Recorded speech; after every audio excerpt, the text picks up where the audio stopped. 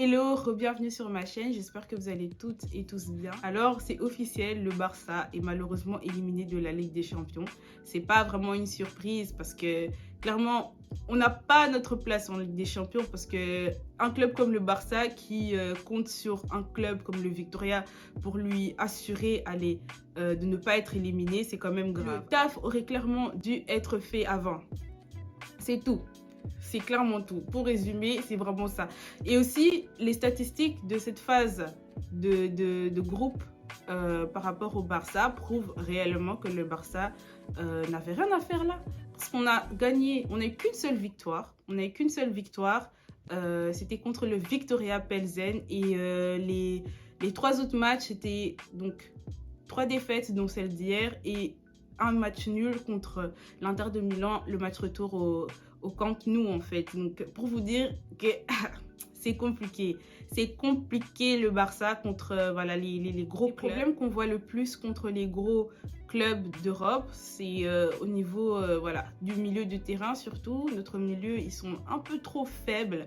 Ils n'arrivent pas vraiment à rivaliser contre les autres milieux de terrain en face. Voilà, les latéraux, ils sont pas toujours présents et l'absence de cette présence, ça cause vraiment des dégâts contre le Bayern, on l'a vu hier. Petite dédicace à Alphonso Davies parce que son match il m'a régalé. Il fait encore la misère au Barça, c'est pas la première fois. Le jour du 8-2 aussi, c'était pareil, il était aussi là. Bref, il est excellent. Et il manque un peu ce type de joueur là au Barça en fait. Et même un joueur comme Joshua Kimmich au milieu, je trouve que, allez, c'est pas son meilleur match qu'il a fait, mais il était là, il était présent. Le milieu du terrain du Bayern, en tout cas, ils étaient là, ils étaient présents. Ils ont tout le temps fait le pressing. Le nombre de balles qu'ils ont récupérées, le nombre de balles qu'on a perdues, c'est franchement hallucinant quand on regarde les statistiques. On n'a rien maîtrisé dans ce match-là. À part, voilà, j'ai vu qu'on avait un tout petit peu plus de possession que le Bayern, mais c'est pas ça en fait qui a changé quelque chose. Donc, faut qu'on change clairement notre façon de jouer, notre vision de jeu. J'ai suivi l'interview un peu de Omar, enfin pas l'interview, mais l'après-match, le débrief avec Omar Da Fonseca, et il disait clairement qu'on doit changer toute la physionomie, toute la vision du jeu du Barça, remplacer tout ce qu'il y a maintenant. Tout ce qu'il y a maintenant, vous voyez, on doit l'enlever. Et on doit rebâtir quelque chose, en fait. C'est ça, la vraie reconstruction. Mais tant qu'on va garder un jeu que des passes... Non, le jeu du Barça est ennuyant. Franchement, ces derniers jours, je fais que me plaindre de ça parce que c'est vraiment un fait. Et on le voit encore plus contre des équipes comme le Barça, plutôt comme le Bayern et contre le Real Madrid. Vous voyez? C'est là vraiment qu'on voit un peu le niveau...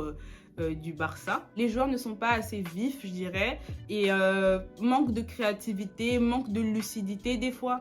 Genre, des fois, vous voyez, genre, tu fais la passe, mais tu regardes pas vraiment à qui tu passes et directement, ça se retrouve dans les pieds de l'adversaire. Tu vois, des trucs comme ça, durant les matchs de LDC, c'est plus possible. C'est vraiment plus possible et on a retrouvé ce genre d'action hier contre le Bayern. Il y a il y a vraiment une liste de choses à changer au sein de cette équipe. Maintenant qu'on est en Europa League, le combat n'est pas fini en fait. Parce que ça reste une compétition européenne et ce sera pas facile non plus. Hein.